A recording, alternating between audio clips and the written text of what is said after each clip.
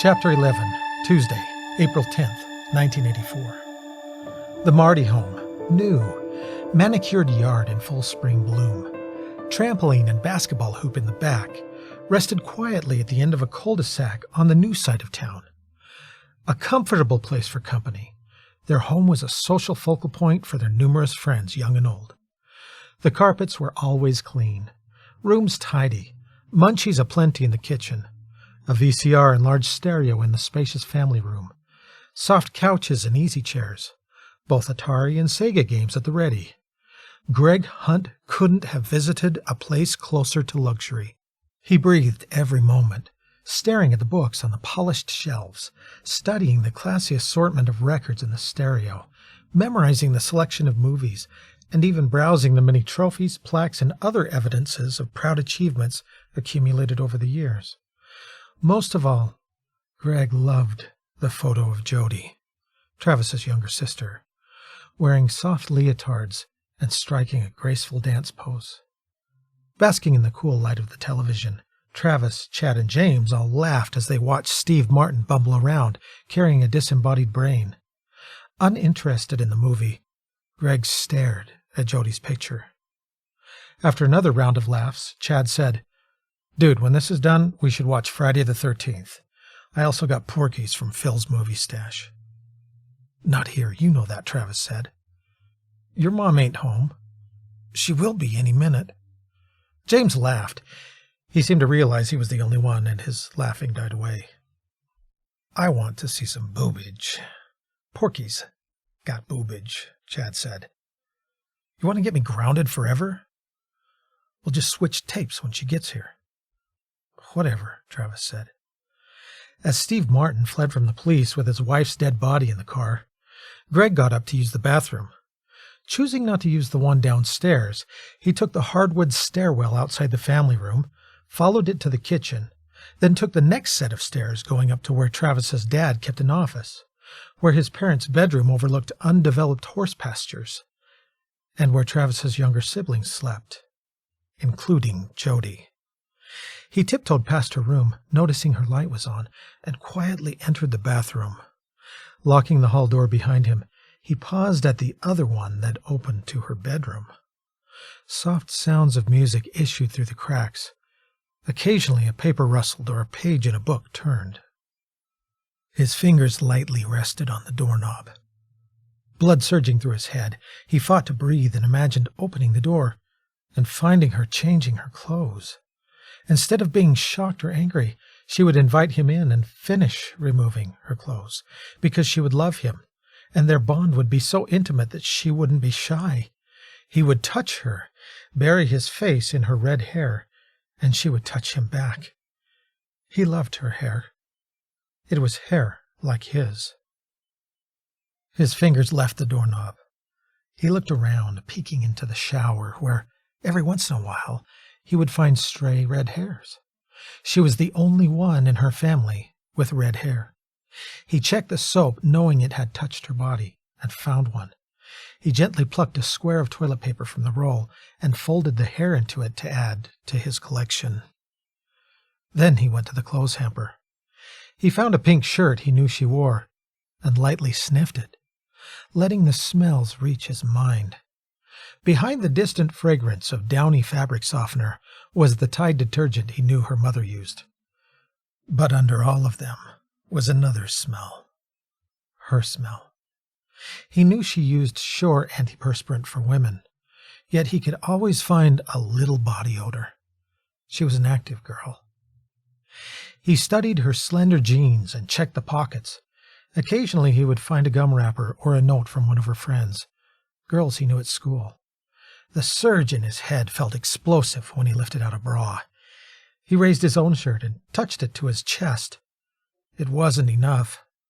The feeling of the soft cloth against his skin caused his head to swim, and he quickly slipped his shirt off, then put his arms through the bra straps and, with trembling hands, clasped them behind him. He softly stroked the cups, and tears came to his eyes. Still not satisfied, he rummaged deeper into her laundry and found a pair of tights. These he stroked against the sparse stubble of his cheek, sniffed them deeply, took off his own pants and underwear, and, shaking electrically, slipped them on. They felt warm and soft, as if he were wearing her. His reflection in the mirror was dark and sterile, his eyes nearly black in the cold light. He turned away, touching the fabric, touching himself. Aware of the passing time, he put his pants back on over the tights. She would be with him, a part of her. And he longed for her complete love. He would wear her everywhere he went. Painfully, he replaced the clothes he'd dug out. Most of them he'd seen her wear at school, and he had them memorized. He considered keeping the bra, but thought, next time, and then shoved it deep into the hamper, wishing he could dive into a pool of her clothes, dive into her. The way the tights slid against his pants made him want to touch them. Stroking his legs, he peeked through the cabinets, found a box of tampons and looked it over.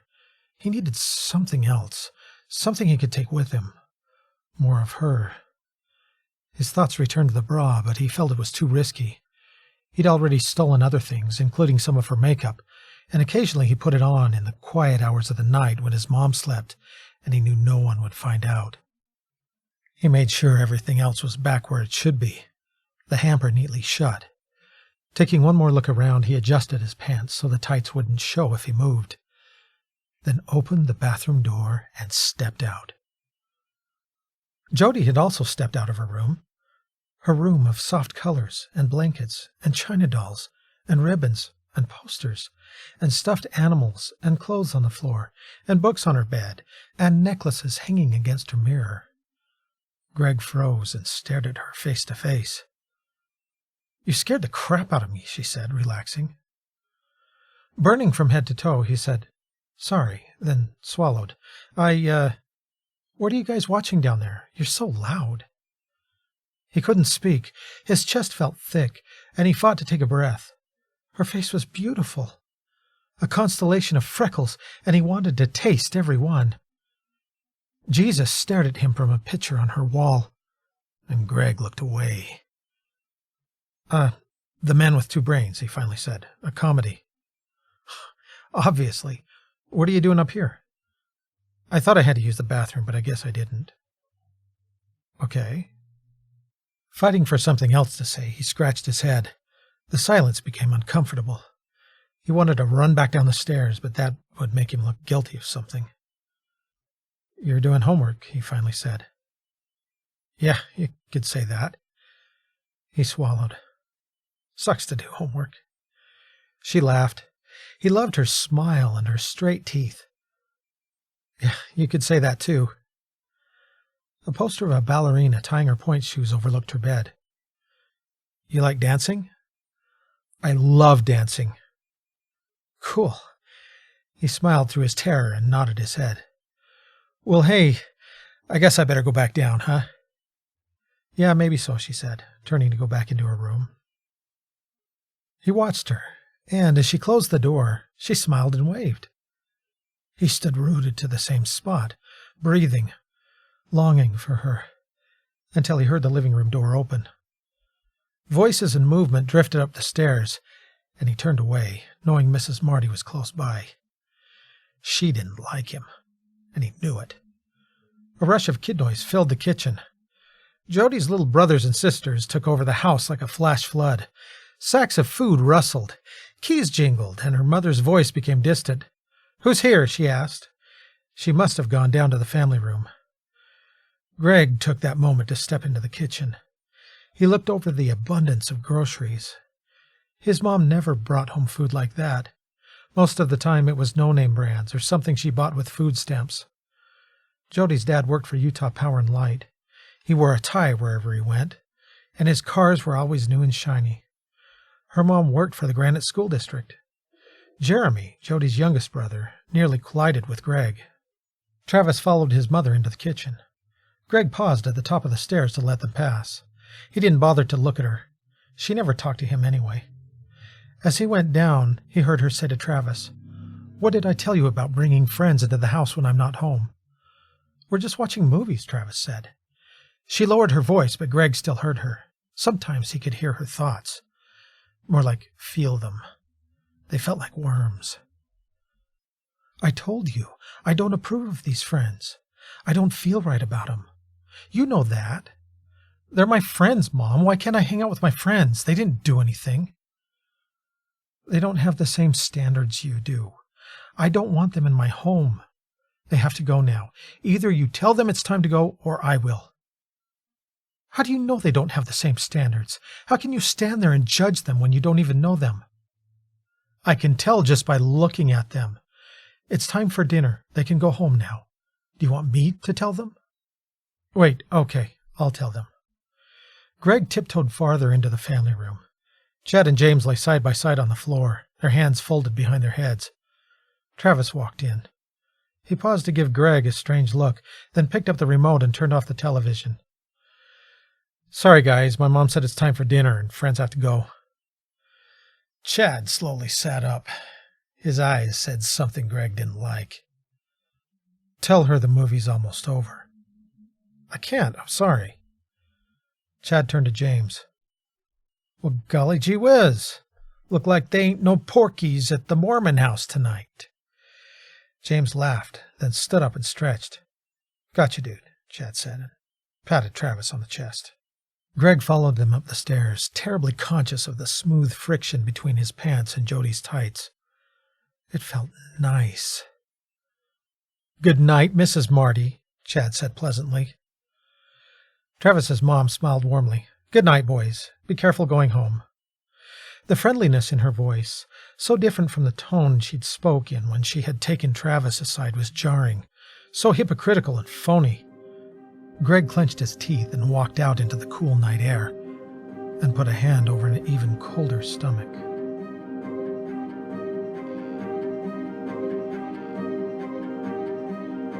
Chapter 12, Thursday, April 12th, 1984.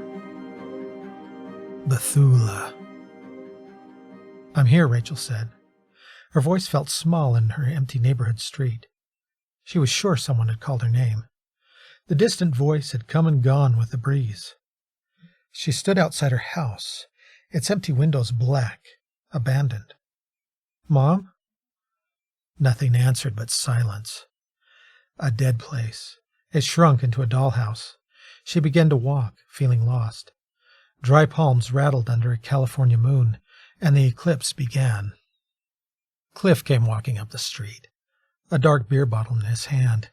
A smile appeared on his face, a small slice that grew like a wound the closer he came.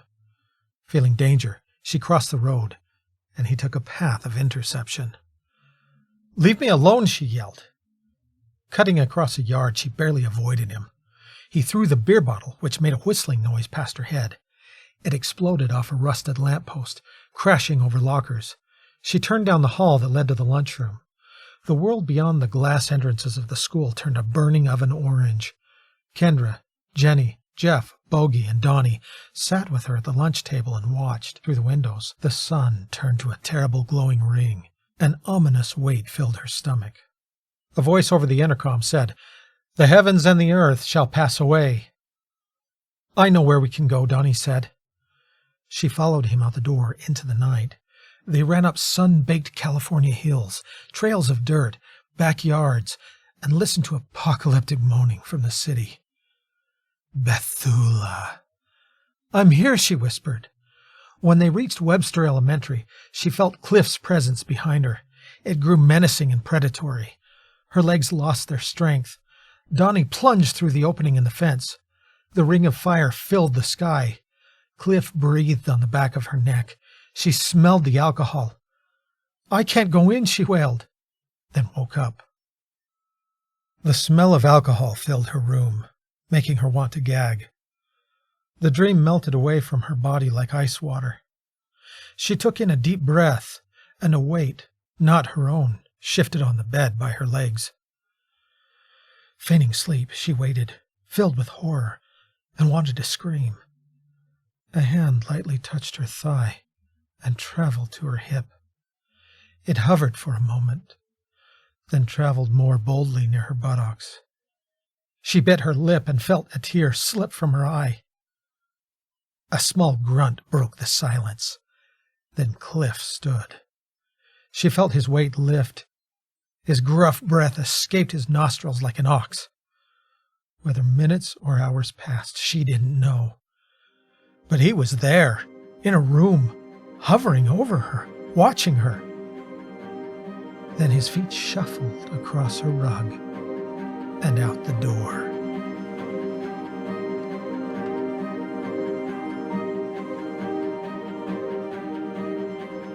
An old cinderblock construction marked the three corners of the Magna Elementary playground, the Brockbank Junior High baseball field, and the Stake Center's baseball field. Stake Center being one of the many local mysterious Mormon words. It simply looked like a church. The cinderblock construction sat in the church's property, just off the parking lot at the end of a long field of grass, a perfect place to play football, and also a perfect place to skip class. To slough class, the kids said. No one knew what it was really for, but Rachel guessed it could be a stage. Rat should play here, Bogey said, scraping his name in the concrete with a sharp pebble. Rat and scorpions, dude. He lay in the sun. I want to hear round and round. He sang part of the chorus and played air guitar. Jeff headbanged and made the devil horn sign, ironically similar to the sign language for love. Donnie arranged little pieces of glass by color. Whites must have come from a pop bottle, browns from a beer bottle. Blues, he guessed, had been a Vicks container. I can't go back to class, he said, then flicked away the glass and made an explosion sound in his throat. I so agree, Rachel said. Cigarette smoke wrapped itself around her fingers like string. Music, something mellow, whispered from her headphones. Her face seemed sad, heavy. Donnie lay on the concrete and sunned himself as Bogey did. Seriously, I can't go back. I'm sick of this school. Dude, who isn't? Bogey said. Rachel isn't, Jeff said. She lightly smacked him on the shoulder. The bell rang. Jeff glanced at his watch, then raised his eyes in Bogey's direction. He still lay in the sun, as if asleep. Donnie looked at Rachel. She smiled at him, then turned to Jeff. A slight smile ticked on the edge of Jeff's lips. Then Bogey smiled. No one moved. Several minutes passed until the second bell rang. We are now officially illegal, Bogey said, his eyes still closed to the sun, yet he seemed to have one barely open enough to see the others. A breeze chased clouds that made moving shadows, darkening the world in cool pauses and spreading a deserted feeling over the ball fields. Distant seagulls cried over freshly plowed ground in properties beyond the schoolyards. When a police car passed along the busy road, Jeff made a coughing sound and leaned against Rachel. We should blow, Bogey said. Donnie thought of the flumes, but then Rachel said, Let's go to the mall.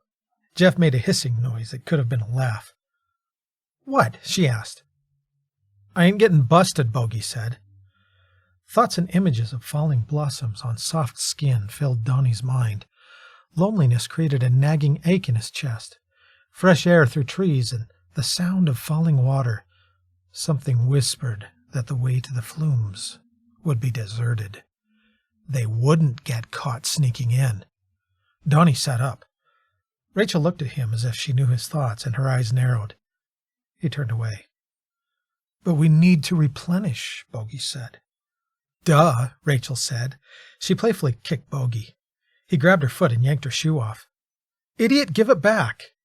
Bogey tossed the shoe, and Donnie quickly snatched it out of her reach. Lunging for the other, Bogey wrestled with her. She screamed. He put a hand over her mouth.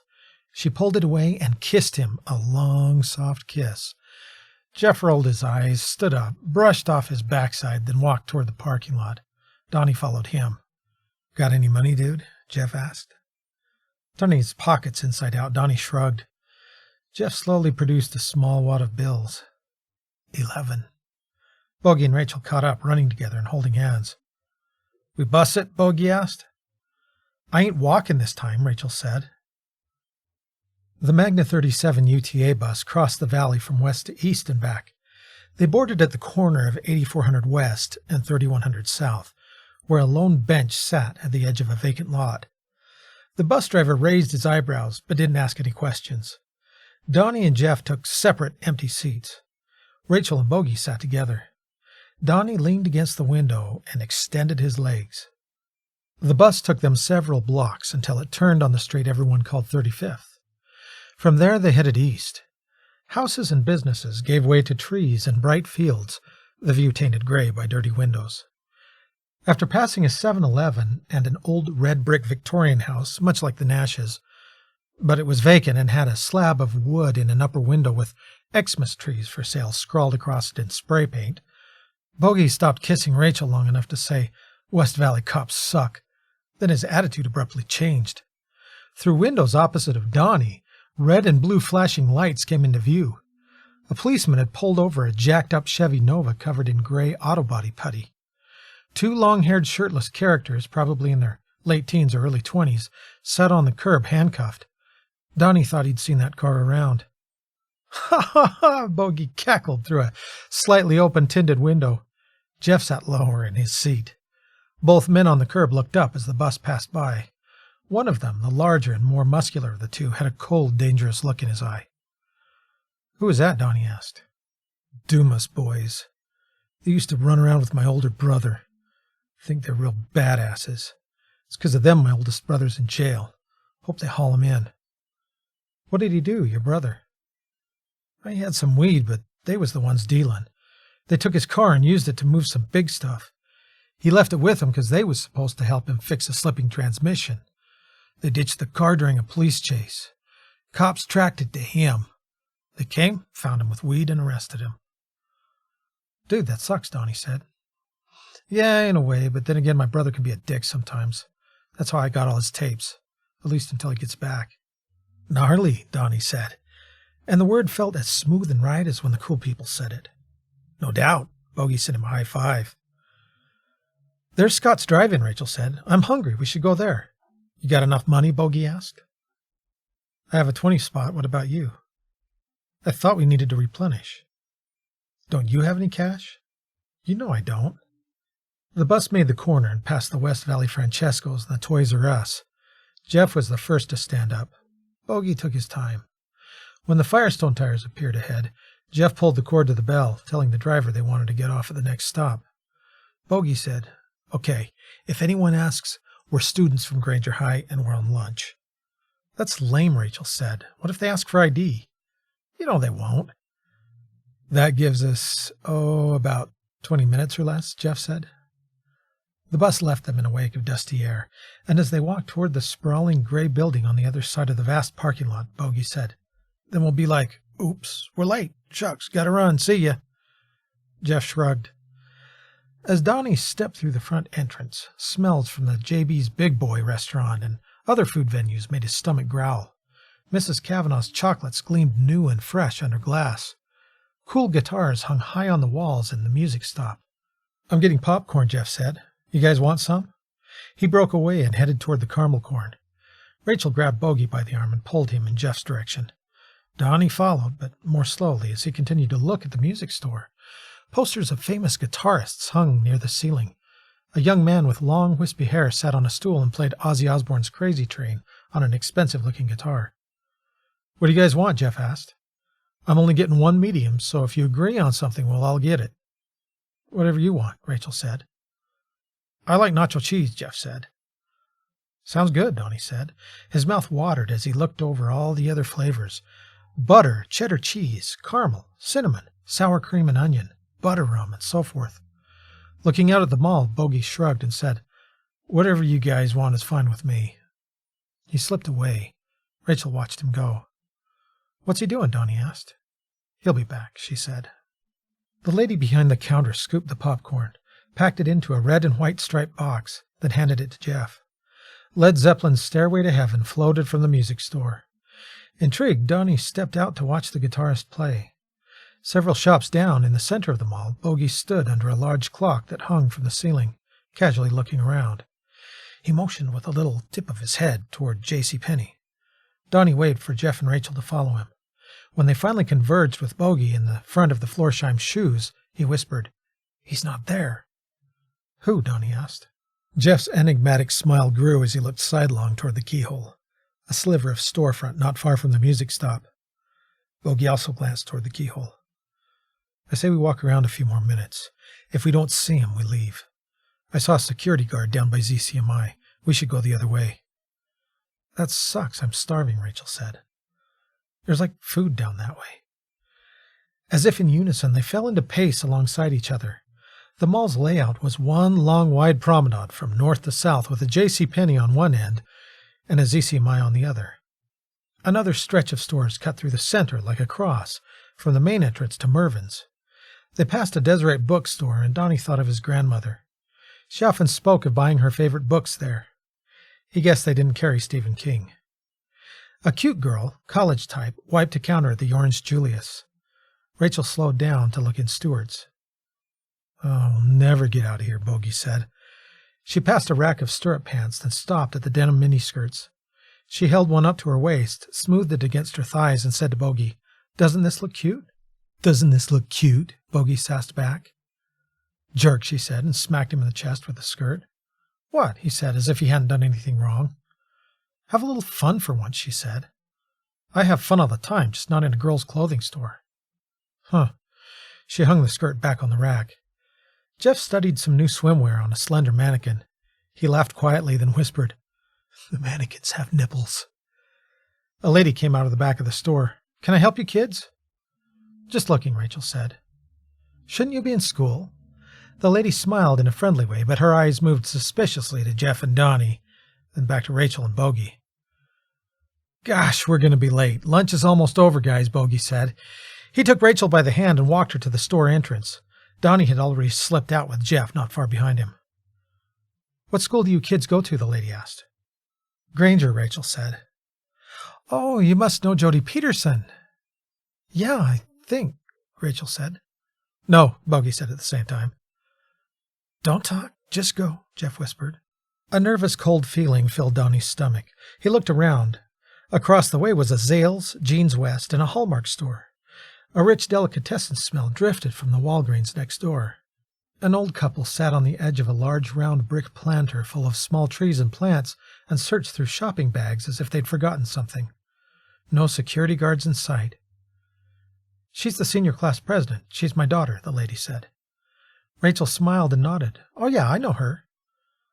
"I guess we don't run with that crowd," Bogey said. "I guess not," the lady said, something unfriendly moving behind her smile. "Let's go," Bogey said. Rachel followed him out the door. "I really do know Jody." Bogey glanced over his shoulder. "Bitch," he growled. Musicland, a record store, was naturally the next stop. It shone out, sandwiched between Brooks and KB Toys. Rachel tugged on Bogey, trying to drag him toward Brooks. Instead, he tugged her toward the record store entrance. She let go of his hand, and they parted ways. "Whatever you want," he said. "What's up with her?" Jeff asked. "Probably that time of the month," Bogey said. Donnie snorted, causing all three of them to laugh. A grinding, heavy song hissed through speakers. Bogey stopped and put out his hands for the others to stop. "Dude, you hear what I'm hearing?" "Sounds good," Jeff said. "No," Bogey said. "That song is tits." "Scorpions?" Jeff asked. "Damn right it's Scorpions. That's their new record." Bogey pointed to the featured album cover on the wall above the stereo behind the counter. A tall man with graying hair stocked some shelves with new tapes. Bogey approached. "Sir, what song is that?" Hardly pausing to look at who spoke to him, the man said, "Rock You Like a Hurricane." "That's tough." Jeff picked up the new Black Sabbath album, Born Again, flipped it over to read the list of songs, touched the cellophane, then put it back on the shelf. Donnie slowly passed displays, admiring the album art of Quiet Riot, Mental Health, Journey, Frontiers. Styx, Kilroy was here. He took a moment to study the soundtrack for the animated movie Heavy Metal. Jeff walked up, carrying Lick It Up by Kiss. "You seen these guys with their makeup off?" "No way," Donnie said. He took it from Jeff and looked it over. "Where's Ace Frehley and Peter Criss?" "Huh?" Jeff took it back. His eyes moved as he read down the credits. "That sucks. Now I'll never know what those guys looked like." "Kiss is probably on their way out anyway." "I doubt that. Creatures of the Night kicked ass. If anything, this will too. I like that new guitarist. What's his name? Jeff read the credits again. Vinnie Vincent? I don't know. Their old stuff kind of sucked. It was all 70s like AC/DC. Never liked it much. What? Destroyer and Love Gun rocked, and Back in Black by AC/DC was 70s. Nothing touches that. I think that's 80s, Donnie said. But okay, Back in Black's not so bad, I guess. Shit. Jeff left to return the record to where he found it. Judas Priest kept Donnie's attention until he found Iron Maiden. He flipped through the different records, gripped by the cover art. Each album told a horror story, and he couldn't imagine any harder rock music could exist. Then he looked at Bogey, whose smashed Iron Maiden tape cover still sat on Donnie's dresser. Someday he would have to return it and probably pay for it. His stomach tightened. Bogey had the store clerk's attention and seemed to be discussing the Scorpions album. The man looked like an unlikely rock fan, but the conversation was enthusiastic. Displays of tapes ran down the center of the room. The Peace of Mind album, dark and intriguing, shone under fancy store lights. Donnie held one, and a bright image of the Flumes appeared, startlingly vivid in his mind, bringing with it a feeling of sharp, sweet, righteous anger, almost a voice saying that he deserved justice, that slipping the tape into his pocket and walking out would be justified. A cold, twisted determination gripped him inside as he watched the friendly clerk and Bogey chit-chat. They moved to the counter, and the man set out a catalog, giving it a light pat with his hand. Alive from head to toe with vibrations, Donnie took the tape and stuffed it, protective case and all, into his Levi jacket pocket. He steadied himself against a sensation of falling as he buttoned his jacket. "Dio, holy diver," Jeff said. Donnie jerked around unsteady. Jeff held up an album. On the cover, a demon standing over a dark sea whipped a giant chain over a drowning clergyman. Look, if you turn it upside down, the name Dio spells devil. This guy sang with Rainbow and Black Sabbath. Shaking, Donnie blinked, forced a grin, and said, "That's awesome, man." "Hell yeah, the guy's a metal god." The clerk, still smiling, looked in his direction. Donnie swallowed and tried to act like a serious shopper. Bogey held high his new tape. "Time to rock," he said. "Didn't know he had money," Jeff whispered. Holding his jacket tighter, Donnie approached Bogey, who still stood by the happy clerk. Donnie's breath became shallower with every step. He could feel the man staring, looking through him, waiting for the right moment to call him out, accuse him of theft. But then the anger came back, raw and razor-like. Fear vanished. The store owner was rich. Donnie was poor. A dark righteousness buoyed him, hardened him, straightened his shoulders. "Sweet," he said to Bogey, then walked toward the entrance, waiting for the arrow that would pierce his back. "Thanks again, sir," Bogey said to the clerk. Jeff fell into step behind Donnie. The entrance grew, filling his eyes. Blood pounded brightly in his vision. He stepped on the tile beyond the storefront. His foot felt like thunder, cracking the floor, shattering the world.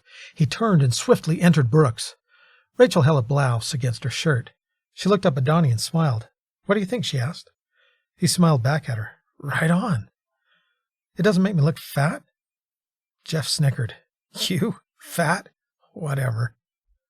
"We got a blow," Bogey said. The happiness on her face faded. She flicked the shirt back onto the rack. The hanger didn't hook the bar, and the shirt flopped ungracefully over other shirts. "What's gotten into you?" Bogey asked. "I don't want to replenish. I want to eat and go home." "Why not?" "You know why." "Hey," Bogey said, trying to get ahead of her, to stop her from walking away. He gripped her by the arm and whispered something in her ear. She stopped and scowled at him. Donnie glanced around nervously. They were on the edge of creating a scene.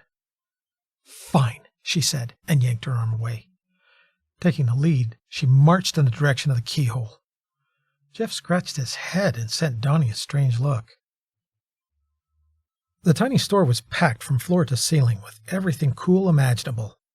Just walking in, Donnie saw party gags, Chinese stars, nunchucks, knives, brass knuckles, Zippo lighters with skulls and iron crosses and flames and marijuana leaves, zigzags, animal print bandanas, concert t-shirts, spiked gloves, spiked wristbands, spiked collars, spiked cod pieces, spiked bras, rock band pins, and life-size posters of bikini models. Jeff went right to the posters. A man, probably in his early 20s, tended the counter. His long mane of dark hair hung over a sleeveless black and white checkerboard shirt. Metal spikes covered his black leather belt. "Bogey," the man said, clasping Bogey's hand. "What'll it be today?" "I brought a 20 spot." The man's demeanor subtly changed. "Why? What for?" "What do you mean, what for? The same thing as last time." "Oh yeah, dude. I got new Aussie shirts." "Want a new Aussie shirt?" He looked at Jeff. "Posters, plenty of those." He looked at Donnie. "Whoopee cushions?" He looked at Rachel. "Leather underwear and condoms?" His eyes crawled over her chest. "We came for something special," Bogey said. "Everything's special." "It's too crowded in here. Don't you think it's crowded? By the way, when does your bro get out of the clink?" Several uncomfortable seconds passed as Bogey and the man stared at each other. Then Bogey said to Jeff, "Maybe Donnie wants to go play guitars in the music store or something." "I gotta take a piss anyway," Donnie said. Disgusted, he left the store and not so carefully nudged a smutty greeting card stand, which wobbled and turned, but no greeting cards fell. "Meet us in the parking lot outside the movie theater," Bogey said. Donnie didn't answer back. Jeff caught up and they walked toward Mervin's. "That guy's a douchebag," Donnie said. Jeff let out a small laugh.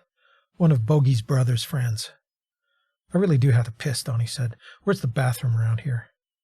"Second floor, I think," Jeff said. They took an escalator to the children's and home section on the upper level of Mervin's. Donnie followed Jeff to an area with water fountains and shelves of greeting cards. The small sign read, "Men's." "So what are we supposed to do?" "Wait," Jeff said. Usually the guy takes a break and Bogey meets him at his car in the parking lot by the movies. Donnie entered a stall and with a trembling hand removed the tape still in its protective case, supposedly a deterrent to theft, and studied it. Stomping on it or shattering it on the floor would give him away, so he pushed it up against the door latch and applied pressure. Nothing. Then he took his comb out of his pocket. Jamming the largest tooth into the spot that looked the flimsiest, he pried at it until it snapped. "What was that?" Jeff asked. "Just busted my comb." "On what?" Donnie paused. "Being stupid, I guess." The tape came loose, and he wiggled it out, tearing away the cellophane wrapper. He quickly shoved it into his pocket, then looked around for a place to stash the broken pieces of protective case. Behind the toilet seemed the best option. He thought no one would find it until a janitor came to clean or something. He flushed the toilet and stepped out of the stall. "Took you long enough," Jeff said. An elevator in the most deserted part of the store took them to the exit that led to the parking lot. Cluttered concrete planters with scrawny Fitzer bushes lined the sidewalk. A group of Hispanics dominated an area, mostly hidden from view, where the concrete planter ended. Weird soul music echoed out into the parking lot. The group had gathered into a semicircle around a mat of cardboard. A scrawny man wearing a sporty jogging outfit with extra baggy pants, a red bandana around his head, and a hairnet breakdanced to the music. "Cholos," Jeff whispered. "That music sucks," Donnie said, and he felt the urge to yell, "Heavy metal rules." Around the corner, they passed movie posters. Donnie paused to look at one for an up-and-coming Arnold Schwarzenegger movie called Terminator. In the picture, a shady guy wearing a leather jacket and dark glasses held a mean-looking gun. "I want to see this one." "Looks awesome," Jeff said. Entering the movie theater, they passed payphones and more posters advertising Revenge of the Nerds, Dune featuring Sting from the Police, A Nightmare on Elm Street, and Red Dawn. "I'm seeing that one for sure," Jeff said, pointing to A Nightmare on Elm Street. "I should get us tickets to something. You want to see Romancing the Stone? Is it any good?" Jeff shrugged. "Maybe we ought to find out what's up with Bogey." "Yeah, maybe so." They spotted Bogey and Rachel standing near a car on the far side of the parking lot. As they approached, Rachel abruptly walked away. Bogey and the long-haired man watched her go. Jeff and Donnie ran between several rows of cars to intercept her. "Hey," Jeff said. Tears glistened on her cheeks. She put her hands over her face and started to run. "Wait up," Jeff said. He's a stupid asshole, Rachel said. A stupid, perverted asshole. Why? What happened? Jeff caught up with her, put his hands on her shoulders, and turned her around. Go away, Rachel said. Feeling uncomfortable, Donnie hesitated. The pervert wouldn't sell his weed unless I showed him my tits, Rachel said more quietly, then sobbed and walked away again. You didn't, did you? Jeff asked. She held up her $20 bill. And you know what Bogey said? Huh? You know what he said? He said, just get it over with so we can get our shit and go. Yeah, you, asshole, she yelled as Bogey approached. She flipped him the bird, then ran toward the movie theater. Wait, Bogey yelled. Donnie and Jeff watched Rachel disappear around the corner. Bogey followed her. Jeff shook his head. In the distance, the man with the long black hair got into his car and left. When Bogey returned, he punched a no parking sign. Without looking at his bleeding knuckles, he lifted his Levi jacket collar, ran his fingers through his hair, and strutted angrily past. Donnie exchanged a quiet glance with Jeff, who looked as if he was about to laugh. Where's Rachel going? Donnie asked. Who gives a rat's ass? I don't know, probably to Scott's Drive-In. Bogey added sass to the last 3 words. By the way, here's the Iron Maiden album you lent me, Donnie said, handing him the tape. Without looking at it, Bogey took it and slipped it into his jacket pocket. What did you think? Good stuff. They're awesome. They're tough, Bogey said, punching another no parking sign.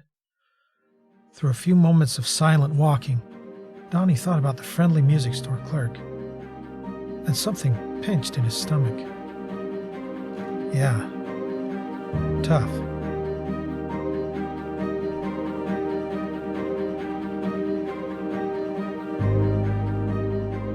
Chapter 13, Friday, April 20th, 1984. The Magnum P.I. theme song provided music for dinner. Miles Nash scooped mashed potatoes, instant, onto his plate and went back to the video game he was playing. The way Mom looked, sitting at the table, massaging her forehead, surrounded by a dirty kitchen, worried him. Dad didn't look so great either. Most days he came home, tossed his briefcase full of uncorrected assignments aside, and went in to take a long nap. Under the phone on the wall in the hallway, a list of numbers: sheriff, detective, hospitals, homeless shelters, businesses, Utah Transit Authority offices, newspapers, schools, and so forth, hung crookedly, marked and remarked with notes and scribbles. A new stack of missing flyers, with his sister's picture Xeroxed on them, sat ready to distribute to storefronts and telephone poles, or to replace old ones damaged by weather. G.I. Joe Cobra Strike was cued on the Atari and ready to start as soon as Miles put down his plate and picked up the joystick. But he was bored with video games. If he complained out loud about how he was feeling, Mom would say, clean your room, or do homework, or read a book. The truth was, he was exhausted over Nancy. He didn't want to walk the neighborhood handing out flyers anymore. He was tired of hearing grown-ups say, I'm so sorry about your sister, and any word, and we're praying for you and your family. Guilt squirmed in his chest, but he hoped they'd never find her. That she should die young seemed logical and merciful. He'd rather remember her how she was when they'd play video games together, when she could still talk instead of screech and howl, when they could truly fight over stupid brother and sister things instead of fighting to keep her from hurting herself and others. The real Nancy wasn't a retard. If the real Nancy were here, he would give her the good joystick instead of the one missing the black grip. A tear grew under one eye, and he started the game. The frozen digital characters came to life on the screen. He hesitated as the giant mechanical cobra began its attack. He fired his laser cannons, then paused the game to take some bites of food. Tom Selleck's voice sounded lifeless through his bedroom door. Mom hardly ever missed that show. Miles guessed this time she didn't care. Not hungry, he sat his plate down and left his room. Nothing had changed in the house except for a commercial break. Lucky, Nancy's dog, whined and barked in the backyard, and Miles wondered if anyone had fed him. She'd had the dog since it was a puppy. Another sore spot with Miles. He wanted a golden retriever or a border collie, something smart and easy to train and play with. Why on earth she wanted a wiener dog with a pencil-thin tail escaped him. All she said was, "He's cute." Since Mom and Dad allowed only one dog as a pet, Nancy got her wish because she was the oldest. Miles wished the dog would also get kidnapped and die. The door to Nancy's room remained forbiddingly closed. She wasn't there to yell at him to stay out. Her breakable things had been boxed up or put in other rooms. He cracked the door, turned on the light, and peeked in. Her poster of Ricky Schroeder grinned over an austere landscape. A few stuffed animals lay along the bed against the wall. No matter how much time Mom had spent cleaning the room, even removing the carpet, it still smelled like pee. Stupid Lucky wouldn't shut up. Miles turned out the light, and the room felt haunted. He imagined Nancy screaming out of the darkness, covered in her own poop, clawing at his face. He slammed the door. "Miles, please see what's got Lucky agitated," Mom asked. He knew the quickest way to get himself slapped would be to reply, "Why don't you do it yourself?" So this was how it would be. The pencil weenie would be his responsibility from now on. As if it hadn't been his responsibility for the past who knows how long, but he finally felt it.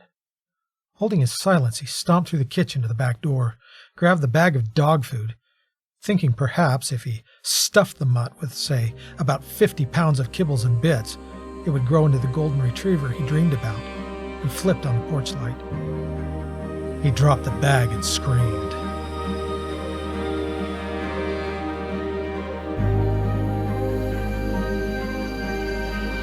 The kids had eaten. One last worry for Sandy. She let the television fill the world around her with sounds she didn't have to work to make. Small scrapes of her fork lifted the last of her roast and potatoes. Her stare, empty and drifting, occasionally touched the kitchen window, occasionally touched the cooling food on the stove, occasionally passed her kids in the living room. She hummed an old Crosby, Stills, and Nash & Young song. The idea that she was stardust billions of years old became something vast and unfathomable, hard to bear. And behind the beat of the song, under her profound loneliness, the word cursed pulsed white terror. No matter how long she'd spent running, no matter how well she'd rationalized away her brief experiment in what, at first, was only meant to be a dabble in the promise of freedom, authentic being, a trip back to the garden, she couldn't escape the truth. Lucky made a racket outside the kitchen window.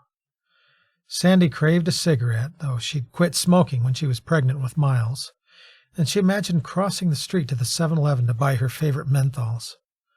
Too much was coming back, like ghosts. She had to leave, but Paul wasn't about to give up his teaching job. She remembered vividly the night he'd climbed into the Jeep carrying Nancy in an Indian blanket, sacrificing her own comfort for her babies. The wind had smeared and dried her tears of relief as she left behind horrors. The canyon seemed to wind for 1,000 miles under cold black cliffs until a glittering valley opened before her, the mountains parting like gates to another world. She'd spent that night in a motel on State Street in Salt Lake City. Then for the next month whiled away her days panhandling near the Mormon temple and drifting between Memory Grove and Liberty Park. A job washing dishes in the Hare Hollow restaurant eventually gave her enough money to rent a studio apartment, but it never quite covered both the cost of food and babysitters. By then, her comrades had drifted apart. Doggy and Meadowlark and their baby to the southeast, somewhere along Route 66. Warlock, who had looked after her as a lover, and whom she rejected during an emotional winter, traveled north to the oil rigs and ranches of Wyoming. The others she hadn't heard from since. Then Sandy had made the call home to Springfield, Massachusetts, to what she thought would be her Catholic shame. But her family took her back, the prodigal daughter, and gave her and Nancy a home. A year later she entered Springfield College to study nursing. She met Paul Nash, a science and education student, in a biology class. By the time they'd graduated, he'd accepted Nancy as his own. Side by side with Sandy, he carried Nancy in her little white dress and flowers as they walked together down the aisle to become a family. Years of financial struggle, moving in and out of jobs, had kept them on the go, like nomads, circling ever closer to places she wanted to forget. Strangely, when Mahesh was found and arrested after the raid on the farmhouse, No one came forward to identify her as a cult member. She avoided newspapers and television, yet something wouldn't leave her in peace. In quiet moments, when she thought maybe she was finally free, she would see a hint of something in Nancy's face, a resemblance that brought memories crashing back in vividness. Old devotions would smolder in secret places even her husband couldn't reach, nor even knew about, almost like a distant voice calling in the night. Then had come the teaching position. How Paul's resume had made it to Utah, when he hadn't remembered applying for that job, was a question that chased away her sleep in the quietest hours of the night, tightening her stomach in the busy rush of the day. She thought that by law to work as a teacher in another state, one had to have a teaching license issued by that state. That meant more student loans and unemployment. But not in this case. They were willing to work with him, give him time to meet the requirements for a new teaching license. He saw it as a blessing. Underneath the smile of support and congratulation she gave him, she felt it was too good to be true. Now she was sure of it.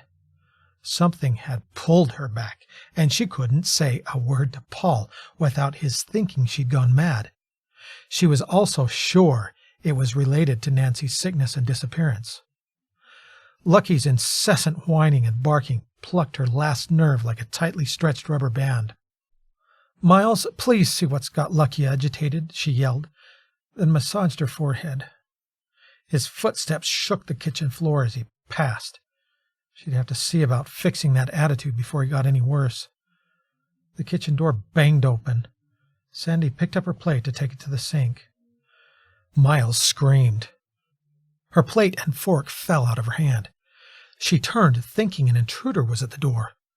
Miles stood, frozen in the yellow porch light. Lucky's barking changed, frantic in tone. A wild animal in the yard? "Mom!" Miles stayed rooted on the porch. Sandy left her dish where it had fallen and ran to the door. "For hell's sake," she said, but then couldn't speak. A figure stood in the shadows beyond the reach of the porch light. Moonlight cast a dim glow on its naked skin. Its arms hung limply, girlishly, and hair covered most of its face. "Mom, it's a ghost! It's Nancy's ghost!" Miles cried. His words broke through the ice that seemed to fill her from head to toe. "It's not a ghost," she heard herself say, but the odd way that Nancy stood, entranced, head lowered, body slightly swaying, said otherwise in her mind. It was the way she acted when she was at her worst. "Move! Go get your dad," Sandy said to Miles. The sound of approaching footsteps across the kitchen floor told her that wasn't necessary. She stepped off the kitchen porch. "Nancy? Honey?" Nancy growled low and steady. Sandy slowly approached. "What's going on?" Paul asked. "Take Miles in," Sandy said. Nancy continued to sway back and forth, making the strange growling sound. In spite of the dim light, Sandy could see her dirty skin, her matted hair full of grass and leaves. "Where have you been, honey?" Sandy asked. Nancy, her eyes staring blankly in the direction of the moon, abruptly ran toward the wood fence that divided their yard from the neighbor's horse pasture. Paul instantly set out after her at a hard run. Her white form flew into the darkness, smoothly bounding the fence. She wailed, wraith-like. Sandy also ran for her, but not fast enough. She followed them, nearly fell into a ditch, then twisted her foot where a horse's hoof had sunk into a gopher hole.